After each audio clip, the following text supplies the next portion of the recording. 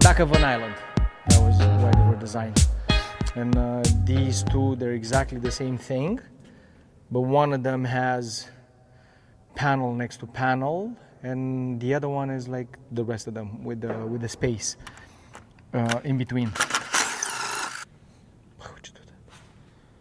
The actual thread sheared. That's strange. You're gonna see the difference between these two. So the one that has spaces in between, you see clearly that there's a gap in between. But the second one, that's panel next to panel with no gap, one panel protrudes out, the panel next to it, it's like 1/2 inch inwards, and so on and so forth. So there's no, I thought of doing that for ease of wiping the dust off them. Because with those, you have to use a Swiffer that's very, very narrow to go in between to take the dust. But the other one, because there's no space, there's no dust actually that can go in. So, yeah, I have to drill another hole now. Okay.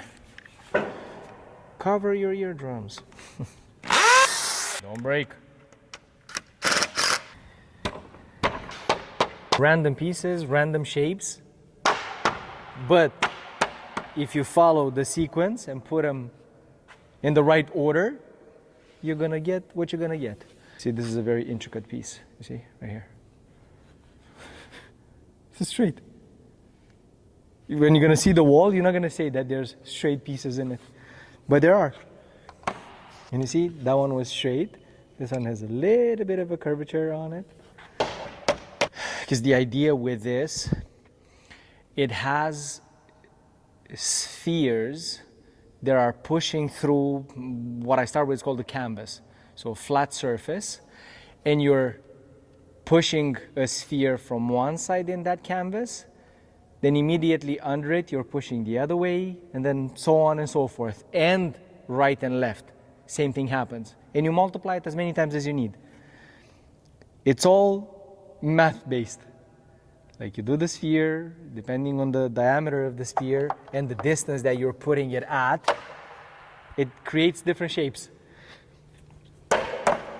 And I've done it using a video actually from YouTube. Saw a guy doing something similar to this, but only the actual sequence or how to place that sphere. And I go, I'm gonna try a back panel for an island. And then I was thinking, imagine this in a, whatever, 30 by 30 foot.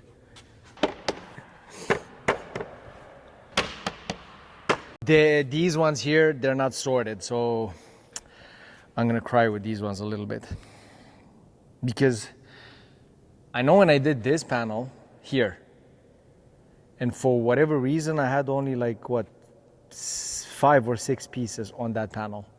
And when I was taking it apart, I go like, why didn't I finish this one? I go, oh, it's not sorted. Maybe I can go and look on the computer to see the order that they were on. Because they have the numbers. Numbers here from 1 to 53. And me, I have 71, 73. Oh, 87. That's cool. Don't make no sense. This is something that I had as a leftover. It's a side rail for the YouTube trailer. It's a side rail for the trailer, which is a YouTube trailer. Get it? They don't sell it in pieces, they sell the whole length. So I had to buy 53 feet of it. And I've been moving it through the shop for the past year. And I've been moving it throughout the shop for the past year. And it's extremely noisy, extremely heavy, and noisy because you have to drag it on the floor. And it's so loud when I move it and I drag it on the floor. And it's flexible, laying flat. But if you put it on its edge, it's extremely strong. This morning I was thinking like I should put it somewhere because it's in front of the wall panels now. And above the wall panel here, I have the small samples that are just an MDF, the Parametric. And I was thinking of drilling holes. And I made out of it basically a picture rail, like you would have in an art gallery. And attach them like, I don't know, like you would do a painting or artwork. but it's going to be too many holes and it's going to be hard to align. And what if I want to change it in a few months? So I was thinking, why not do a picture rail actually out of this trailer support? And that's what I'm trying to do now. But it's very tricky. So from now on, that wall is going to be, or that section of the shop is going to be called the art gallery. Look at how flexible this is. So that's why I'm using the wood here. Because it's so long and it's a little bit less than 1/4 inch thickness, and it's so heavy, if you try to lift it from the middle, it's just gonna fold. It's very, very flexible. The easiest thing would be now to use screws and screw it to the wood, and it's gonna make it somewhat more rigid. And then I'm gonna put braces with the rope or something on the wood and hook those braces. They're gonna be whatever, 6 feet long. Hook them with the forklift and lift up with 2 forklifts at the same time. And that's gonna work, or it works in my head. Projects always take projects, but plans take plans that take plans. So I'm thinking if there's a way for me to screw from this side, but I will need something that's actually assembly screws are exactly 1 3/4 inches, so it might work. So it would have been almost impossible for me without that wood support to lift it, having it sit vertical against the wall. I screw the wood from this side to the aluminum. I make the brace, I lift it up, I screw it to the concrete directly through the aluminum, and then I just take the screws out. Yeah. Lift, lift, lift, lift, lift, lift. Drill here, drill there. Remove the wood, remove the forklifts, and go have a non-alcoholic beer. So everything is gonna be like painted, concrete, and metal, because we already have metal, right? You have the pipe there, you have the steel, the roof. But it's not gonna be easy. Well, what's easy? We don't know easy. Yeah, this is perfect. But will it hold?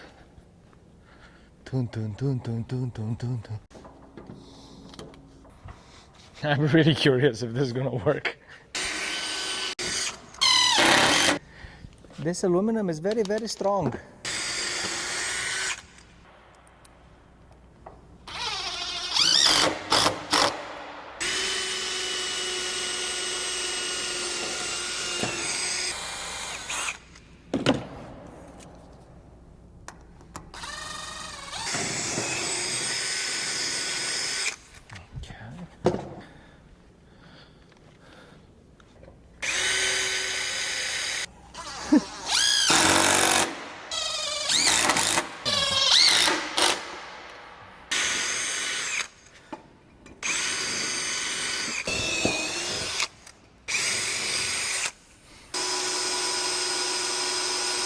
The drill bit came undone.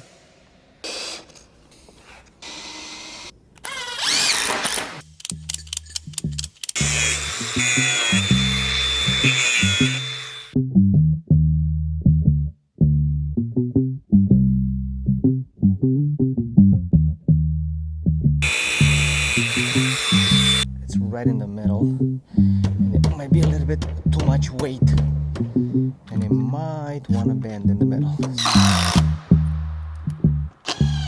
So what I was hoping for is by using those 2x6s, I think they're 12 feet long, make some sort of a brace in the back of the aluminum piece to be able to attach some sort of anchoring system or something to grab it onto. And that's why I use that strap. So the wood is attached onto the aluminum, the strap is wrapped around the wood, and then the forklift had lifted the strap. And it kind of worked initially. Yeah, I think it's gonna want to close inwards like pretty bad. I think it's gonna work. So we're gonna do this to act as a guiding rail, because this should be more vertical. How do I do that?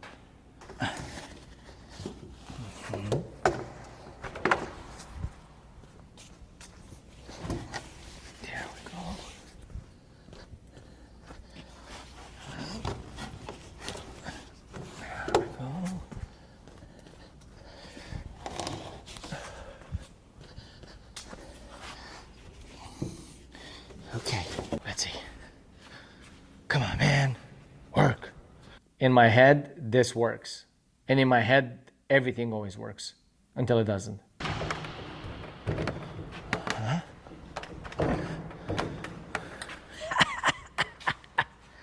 I have to figure it out. I came up with the idea, I have to have the solution. Sole solution. It's promising. It still has another 10 feet to go, but it's promising this time. Remember how it like jiggles a little bit, the forklift? I want to hold it from the back with this so that it doesn't allow it to go forward.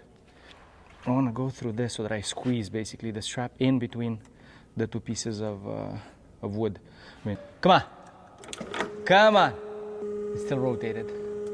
Why did it rotate? As you've seen, it wasn't easy.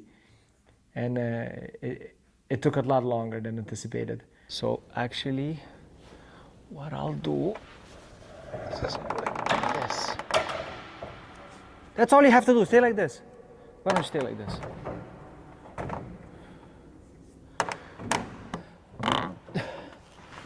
Come on, man.